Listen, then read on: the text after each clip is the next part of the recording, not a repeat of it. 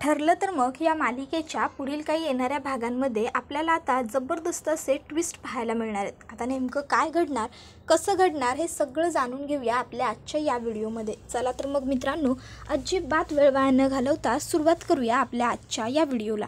तर आता आपण इथे पाहतो की सदा आणि मैना हे दोघं जण ठरवत असतात की आता आपण सुभेदारांच्या घरामध्ये एक खूप मोठा असा डल्ला मारायचा आणि मग इकडनं पळ काढायचा। त्यात लोकांनी आपल्याला घराबाहेर जर काढलं तर मग कशाचाच काहीच उपयोग होणार नाही। त्यामुळे त्या लोकांनी आपल्याला घराबाहेर काढण्या अगोदर आपणच त्यांच्या घरामध्ये एक खूप मोठा हात मारायचा आणि तिकडनं चालायला लागायचं। एकदा का आपण हात मारला की मग कोणीही आपलं काहीच बिघडवू शकत नाही। तर आता इथे मैना ही सदाशिवला सांगत असते की सुभेदारांच्या घरात त्यांना कसा हात मारता येऊ शकतो आणि मग ती आता सदाशिवला सांगते की आपण एक उत्तम काम करू, आपण घरात कोणी नसताना हात मारू। तर आता ते दोघं घरात कोणी नाही आहे म्हणून हात मारायला चाललेले असतात। तर दुसरीकडे आता सायली हिला अर्जुन धीर देतो आणि म्हणतो, बघ आता मधुभाऊ सुद्धा स्टेबल झालेले आहेत, आता आपण इथं थांबवायला नको, नाहीतर डॉक्टर आपल्याला ओरडतील। असं पेशंटजवळ फार काळ थांबलेलं हॉस्पिटलमध्ये नाही चालत, भेटण्याचे मीटिंग आवर्स ऑलरेडी संपून गेलेले आहेत, त्यामुळे आता आपल्याला निघायला हवं, चल। त्यावर सायली म्हणते, पण आता मी रोज येणार हा मधुभाऊंना भेटायला।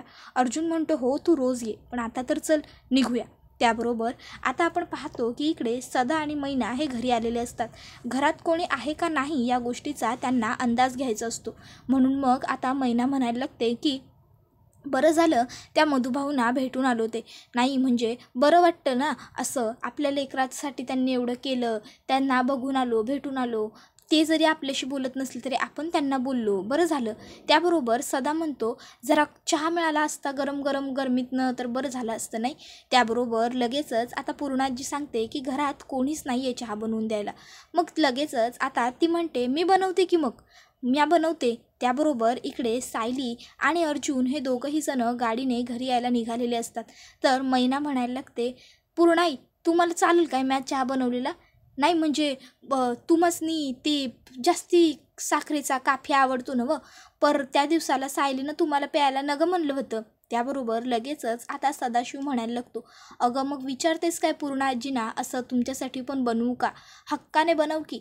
ज्याप्रमाणे त्या सायलीच्या आजी सासूबाई आहेत त्या तिला कधी तसं वागवत नाही, त्या तिला अगदी स्वतःची नात असल्याप्रमाणे वागवतात, तर मग त्या नात्याने आपण सुद्धा आता त्यांचेच झालो की, बनव तू मस्त भक्कड कॉफी। त्याबरोबर आता लगेचच इकडे ती म्हणायला लागते, चालते चालते बनवतो मी तुमच्यासाठी जास्त साखरेचा कॉफी काय। त्याबरोबर लगेच पूर्णाजी म्हणते, हो बनव, जास्त साखरेची जरा कॉफी बनव। तसंही घरात सगळेजण असले की मला कोणीही जास्त साखर खाऊ देत नाही, आज घरात कोणी नाही आहे तर जरा मी सुद्धा जास्त साखर खाऊन घेते। त्याबरोबर ती लगेचच म्हणायला लागते, होय नवं, मग चालते, मी बनवूनच आणते। आणि मग आता ती किचनमध्ये जाते आणि किचनमधून सदाला खुणवते की तू म्हातारीचं लक्ष गुंतवून ठेव। मग आता सदा हा पूर्णाजींबरोबर गप्पा मारायला लागतो आणि म्हणत असतो, पूर्णाजी तुम्ही त्या मधुभाऊंना भेटलाय का हो याच्या आधी कधी? नाही म्हणजे आम्ही बघितलं त्यांना तेव्हा तर ते काही बोलत नव्हते, एकदम गाढनिपचित पडून राहिले होते, पण तुम्ही जेव्हा भेटला असाल तेव्हा तरी चांगले होते की म्हणजे कधीपासून त्यांची ही अशी अवस्था आहे काय? म्हणजे बिचाऱ्यांना बघून खूप दुःख झालं, वाईट वाटलं, आपल्या लेकरासाठी त्यांनी एवढं केलं आणि आज त्यांच्यावर ही वेळ आली। मी तर देवाच्या चरणी हीच प्रार्थना करतो की त्यांना लवकरात लवकर बरं वाटू दे बघ देवा। त्याबरोबर त्या ठिकाणी आता इकडे किचनमध्ये आपल्यावर कोणाचं लक्ष नाही आहे ही गोष्ट लक्षात येताच लगेचच मैना ही चहा कॉफीमध्ये खूप जायफळ घालायला लागते। आता ती कॉफीमध्ये छान जायफळ वगैरे घालते, कॉफी बनवते आणि तिकडे येत म्हणते, पूर्णाई ही घ्या, तुमच्यासाठी मस्त भक्कड कॉफी बनवली आहे जास्त साखरेची, आणि आम्हा दोघांसाठी चहा घ्या घ्या। त्याबरोबर मग आता पूर्णाजी कॉफी घेते आणि आता ती कॉफीचा एक झिप मारते। आता कॉफी तिला खरोखर आवडते कारण छान असते, जास्त साखर वगैरे घालून बनवलेली असते। मग आता हळूहळू पूर्णाजीला झोप यायला लागते। पूर्णाजी म्हणते, मी माझ्या खोलीत बसून जरा पुस्तक वाचते, तुम्ही दोघं घरावर लक्ष ठेवा। तसा सदाशिव म्हणतो, हो हो आम्ही आहोत ना, म्हणजे तुम्हाला काही काळजी करायची गरजच नाही। बघा पूर्णाई, आम्ही व्यवस्थित सगळीकडे लक्ष ठेवतो चौबाजूला, तुम्ही जा जा, तुम्ही निवांत जाऊन आराम आराम करा जा. त्याबरोबर पूर्णाई म्हणते हो मी आलेच. आणि मग आता ती जरा तिच्या खोलीच्या दिशेने जायला लागते. आता इकडे सदा आणि मैना हे दोघंजण चहा प्यायला लागतात आणि म्हणत असतात आता आपला हा चहा पिऊन होईपर्यंत म्हातारी गाढ होईल. एकदा का म्हातारी गाढ झाली की मग आपण आपल्या कामाला सुरुवात करू. आता सदाशिव हा चहा पिऊन झाल्यावर मैनाला म्हणतो मैने काय वाटतं तुला, म्हातारी गाढ झाली असेल का? नाही म्हणजे आपण एकदाच आपल्या कामाला सुरुवात करायला मोकळे. एकदा का आपण पटापटा घरावर डल्ला मारला की चटकन आपण इकडनं निघून जायचं. नाही फार काळ आपण आता इथं थांबायला नग. उगाचच्या उगाच ईशाची परीक्षा बघितल्यासारखं व्हायला नग. एकदा का हात मारला की त्यानंतर ताबडतोब सटकायचं. मैना म्हणते चला बघू. मग आता ते दोघंजण येऊन बघतात तर पूर्णाजी तिथे आता तिच्या बेडच्या एका बाजूला टेकून झोपलेली असते. मग आता ते दोघं खोलीत येतात आणि अलगद पूर्णाजीला झोपवतात. मग सदाशिव म्हणतो मैने आता तर आपला निम्मा प्लॅन सक्सेसफुल झालाय. आता फक्त डल्ला मारायचा आणि कोणी यायच्या आत सटकायचं, बरोबर ना? त्यावर मैना म्हणते हो पण चला की मग आता कामाला सुरुवात नको करायला का? त्यावर सदाशिव म्हणतो हो चल पण आधी ना आपण ते चोरांसारखे कपडे घालून घेऊया. मग आता ते दोघं चोरांसारखे कपडे घालतात आणि पूर्णाजीची खोली लुटायला सुरुवात करतात. आता तिजोरी तर महत्त्वाची पूर्णाजींच्याच खोलीत असते. तर आता घरी अस्मिता, प्रताप आणि कल्पना आलेले असतात. अस्मिता म्हणते हे काय पूर्णाजी असं दार उघडं ठेवून कुठे गेली आणि विमल तरी दिसत नाहीये, विमल कुठे राहिली? त्याबरोबर लगेचच सायली आणि अर्जुनही त्या ठिकाणी पोहोचलेले असतात.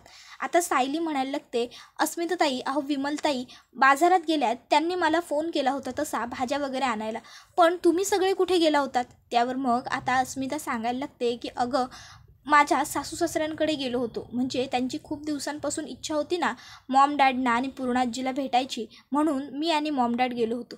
त्याबरोबर आता सायली म्हणते अच्छा. त्यावर आता सायलीला अस्मिता विचारते पण तुझे आई बाबा कुठे आहेत, ते नाही आले का तुमच्याबरोबर? त्यावर सायली म्हणते की नाही आई बाबांना तर आम्ही पुढे पाठवून दिलं होतं. त्यावर मग आता अस्मिता म्हणते काय पुढे पाठवलं होतं? अरे मग घरात अजून कोणीही आलेलं नाही आहे. सायली अगं तुझे आई बाबाही घरात नाही आहेत आणि पूर्णाजीही घरात नाही आहे. पूर्णाजी अशी न सांगता कुठे जात नाही, मग कुठे गेले असतील तिघं? त्याबरोबर आता लगेचच अर्जुन म्हणायला लागतो मला काही कळत नाही आहे. त्यावर सायली म्हणते एक काम करा बरं तुम्ही पटकन आपल्या आईंच्या फोनवरती फोन करा किंवा पूर्णाजींच्या फोनवर फोन करा. त्याबरोबर आता लगेचच इकडे अस्मिता म्हणते अर्जुन तू तुझ्या सासूच्या किंवा सासऱ्यांच्या फोनवर कर, तोवर मी पूर्णाजीच्या फोनवर करते. आता पूर्णाजी फोन उचलत नसते कारण ती झोपलेली असते. तर इकडे घरात कोणीतरी आलंय या गोष्टीची चाहूल मैना आणि सदाशिवला लागलेली असते. मग आता सदाशिव म्हणतो चल मैने पळूया. त्यावर मैना म्हणते आणखीन थोडं. त्यावर सदा म्हणतो अगं जेवढं भेटलंय तेवढं घेऊन सटकूया. आणि मग ते दोघंजण आता पळ काढायला लागतात. तर इकडे आता पूर्णाजीच्या फोनवरती फोन करूनही फोन लागत नसतो. ही गोष्ट अस्मिताच्या लक्षात येताच अस्मिता म्हणत असते पूर्णाजी फोनसुद्धा उचलत नाही आहे. नक्की पूर्णाजी असं का वागते मला काही कळतच नाही आहे. त्याबरोबर आता इकडे पळून जात असलेल्या सदाशिव आणि मैनाची वरती आता अस्मिताची नजर पडते. अस्मिता पूर्णाजीला कॉल करताना घराबाहेर बघत असते. मग आता ती जोरात ओरडते चोर चोर अर्जुन सायली चोर. त्याबरोबर आता सायली आणि अर्जुन हे दोघंजण पटापट पळत जातात आणि आता सायली सदाशिवला तर अर्जुन मैनाला पकडतो. त्याबरोबर घरातले सगळे म्हणजे कल्पना, प्रताप, अस्मिता हळूहळू तिकडे चालत येतात. आता या दोघांना चोराच्या वेशात बघून सगळ्यांनाच खूप मोठा आश्चर्याचा धक्का बसलेला असतो. तर सदाशिव म्हणायला लागतो जावई बापू आम्ही ते म्हणजे आम्हाला माफ करा, आम्ही हात जोडतो तुमच्यामुळं, पाहावं तर पदर बी पसरतो, माफ करा आम्हाला जावई बापू, आमच्याकडनं खूप मोठं पाप झालं, गुन्हा घडला असं सगळं आता ते म्हणायला लागतात. त्याबरोबर अर्जुन म्हणत असतो काय करत होतात तुम्ही दोघंजण? स्वतःच्याच मुलीच्या घरी चोरी करत होतात. लाज नाही वाटत का तुम्हाला हे सगळं वागताना? आणि काय मिळतं काय तुम्हाला हे सगळं फालतू वागून? कशासाठी करता हे सगळं? बोला ना, असे निरुत्तर होऊन जाऊ नका. तुम्ही गप्प राहण्याने माझ्या प्रश्नांची उत्तरं मला मिळणार आहेत का? काय विचारतोय मी? चोऱ्या माऱ्या करायची तुम्हाला मुळात गरज काय असते? कशासाठी वागता हे सगळं तुम्ही? बोला. त्याबरोबर आता ते दोघं गप्प असतात. तर अर्जुन म्हणतो आतापर्यंत सायलीचे आई बाबा म्हणून आम्ही तुमची प्रत्येक चूक पोटात घालत गेलो ना, हे आमचं चुकलं. पण आता नाही, आता तुमच्या चुका पोटात घालणं आम्हाला शक्य नाही आहे, कारण मुळात तुम्ही सायलीचे आई बाबाच नाही आहात ही गोष्ट आम्हाला कळली. त्याबरोबर आता लगेचच तो म्हणायला लागतो, अहो नाही हो जावई बापू, नाही आम्ही चूक केली, आम्ही गुन्हा केला आहे, मला सगळं मान्य, पण उगाचच्या उगाच आमच्या लेकीबरोबरची आमची नाल तोडू नका हो, आम्हाला एवढी मोठी शिक्षा देऊ नका. सायली म्हणते, गप्प बसा, उगाचच्या उगाच मोठमोठे भारदस्त शब्द वापरण्याची काही गरज नाही आहे. नाल तुमच्याबरोबर, अहो तुमच्याबरोबर जोडलेली काय, जुळलेली सुद्धा नाही आहे माझी नाल. अहो आपल्यात किती वेगळे वेगळे गुण आहेत. मी आजपर्यंत कुणाच्या फुटक्या कवडीला सुद्धा हात लावलेला नाही आहे. कुणाचं रस्त्यावरचं पाकीट असलं ना तरी त्याला हात लावलेला नाही आहे. आणि तुम्ही चक्क चोऱ्या करताय स्वतःच्याच घरामध्ये. तुमच्यासारखे खोटं बोलणं मला कधी जमलं नाही. आणि तुम्ही खोट्यावर खोटं थापा तर अशा मारता की समोरच्याला सहज खरं वाटलं पाहिजे. तुम्ही माझे आईवडील नाही आहात आणि असूही शकत नाही, समजलं ना. त्याबरोबर लगेचच मैना म्हणते, सायली अगं असं काय बोलायलास, नाही मला ठाव आहे तुला खोटं बोललेलं, चोऱ्या माऱ्या केलेल्या आवडत नसतील म्हणून. अगं पण लहान असताना तू पण अशीच होतीस की आमच्यासारखी वात्रट, खरंच. त्याबरोबर आता लगेच सायली म्हणते, याला वात्रट किंवा आगाव असणं म्हणत नाही, ह्याला नालायक असणं म्हणतात, कळलं का. आणि बरं झालं मी तुमची मुलगी नाही आहे ते. त्यावर आता ते म्हणतात, अगं सायली पण जावई बापूंनी स्वतः आम्हाला घरी आणलं होतं. सायली म्हणते, तो त्यांचा गैरसमज झाला होता, समजलं ना तुम्हाला. आणि अहो तुम्ही आता वाट कसली बघताय, आणखीन आपल्याला काय यांच्याबरोबर गप्पा मारायच्या आहेत. तुम्ही ताबडतोब पोलिसांना कॉल करा. आपल्या घरामध्ये चोरी करण्याचा यांनी प्रयत्न केला आहे ना, यांना कळलंच पाहिजे की नक्की आपण यांचं काय करू शकतो. मग अर्जुन पोलिसांना बोलवतो. पोलीस तिकडे आलेले असतात, सदा मैनाला घेऊन चाललेले असतात. तर हे सर्व बघून प्रियाला मात्र खूपच जास्त आनंद होत असतो, मज्जा वाटत असते. प्रियाला वाटत असतं की वाह, आता या सदा आणि मैनाचा चॅप्टर माझ्या आयुष्यातनं सुद्धा कायमचा क्लोज होणार. मग अचानक तिच्या मनामध्ये एक भीती येते, ती म्हणजे जर सदा महिन्यापर्यंत ज्याप्रमाणे सायली आणि अर्जुन पोहोचले त्याप्रमाणे जर ते माझ्यापर्यंत पोहोचले तर मी काय करू. नाही, काहीही झालं तरी सायली आणि अर्जुन माझ्यापर्यंत कधीच पोहोचता कामा नये. त्यांना कधीच ही गोष्ट खरी कळताच कामा नये की सायलीचे खरे आई बाबा ती प्रतिमा आणि तो किल्लेदार आहे. त्यांना कायम हेच वाटलं पाहिजे की मीच प्रतिमा आणि किल्लेदारची खरी मुलगी आहे, मीच त्यांची मुलगी आहे. मग मलासुद्धा थोडं त्यांच्यासारखं वागायला हवं का. नाही म्हणजे सायलीला खरं कळलं, कारण ह्या दोघांचे गुण तिच्यासारखे अजिबात काहीच नव्हते म्हणून. त्याबरोबर इकडे आता पोलीस हे घेऊन चाललेले असतात सदा आणि मैनाला. तर सायली म्हणत असते, पुन्हा जर तुरुंगातनं सुटलातच तर कुणाच्याही घरात चोरीमारी करण्याचा प्रयत्न करू नका, कारण एखादी मुलगी सगळं सहन करू शकते, पण जेव्हा गोष्ट तिच्या घरावर, तिच्या संसारावर, तिच्या सुखावर येते ना, तेव्हा मात्र ती कधीच काही सहन करून घ्यायला तयार नसते. लक्षात ठेवा, पुढच्या वेळी एखाद्या सौभाग्यवती बाईच्या घरामध्ये हे असं वागायला जाऊ नका. त्याबरोबर अर्जुन हा आता लगेचच सायलीला पोलीस त्या दोघांना घेऊन गेल्यावर म्हणायला लागतो, बायको I am really very sorry. जर तू म्हणत होतीस तेव्हा मी तुझं ऐकलं असतं तर कदाचित हे सगळं घडलं नसतं. माझ्यामुळे झालं ॲक्च्युली हे सगळं. तू एवढं मला समजावत होतीस, पोट तिडकीने सांगत होतीस की हे माझे आईबाबा नाही आहेत, हे माझे आईबाबा नाही आहेत, पण मी मात्र तुझ्यावरती विश्वास ठेवला नाही. जर मी तुझ्यावर विश्वास दाखवला असता, तुझी साथ दिली असती, तर कदाचित आज आपल्यावर हे एवढं मोठं संकट ओढावलंच नसतं. आज नशिबाने आपण या सगळ्यातनं सुटलो आहे. त्याबरोबर पोलीस आता सदा आणि मैनाला गाडीमध्ये बसवतात आणि तिकडनं घेऊन जातात. त्याबरोबर आता पूर्णाजी कुठे असा बाजार होतो. मग सायली आणि अर्जुन पूर्णाजीच्या खोलीत येतात. बेशुद्ध अवस्थेतल्या पूर्णाजीला बघून त्यांना खूप मोठा आश्चर्याचा धक्का बसतो. मग आता लगेचच अर्जुन हा अश्विनला ताबडतोब घरी कॉल करून बोलवून घेतो. आता अश्विन घरी येतो. आता पूर्णाजीचा तो चेकअप करतो आणि मग आता सायलीला खूप काळजी वाटत असताना अश्विन सांगतो की काही झालेलं नाही आहे पूर्णाजीला, जायफळ झालं आहे जास्त, त्यामुळे तिला गाढ झोप लागली, 6-7 तासाने आपोआप उठेल, किंबहुना त्यापेक्षाही जास्त वेळही लागू शकतो, कारण किती प्रमाणात जायफळ घेतलं हे आपल्याला माहीत नाही आहे. त्यावर आता सायली म्हणत असते, नशीब जायफळच दिलं म्हणून, जर पूर्णाजीला त्या दोघांमुळे काही झालं असतं ना तर मी त्यांना सोडलं नसतं.